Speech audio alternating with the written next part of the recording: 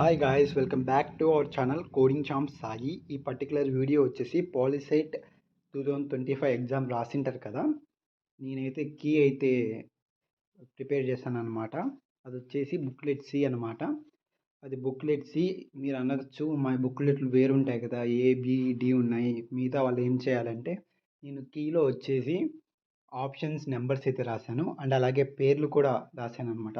Option ఏలో ఇప్పుడు question number 1లో third correct అనుకోండి, థర్డ్లో ఒక పేరు ఉంటుంది కదా, ఆ పేరు అయితే రాశాను.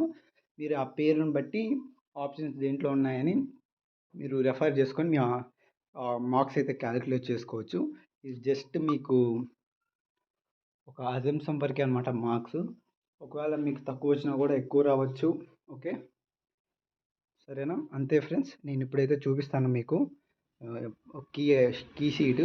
అది వచ్చేసి సెట్ సీది అనమాట. మీరు ఆప్షన్స్ బేస్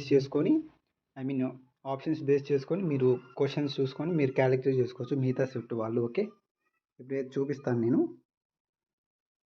ఇదిగోండి, ఇది పాలిసెట్ 2025కి ఎగ్జామ్ జరిగిన తారీఖు. ఇది మార్క్స్ 120/120.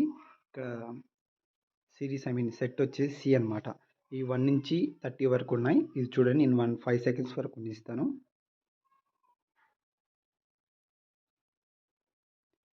నెక్స్ట్ వచ్చేసి కంటిన్యూ అనమాట.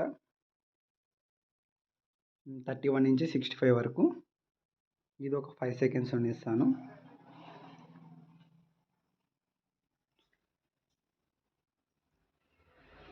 ఇది వచ్చేసి నెక్స్ట్ అనమాట. నెక్స్ట్ కంటిన్యూస్ 66 నుంచి 102 వరకు. ఇది ఒక 5 సెకండ్స్ ఇస్తాను.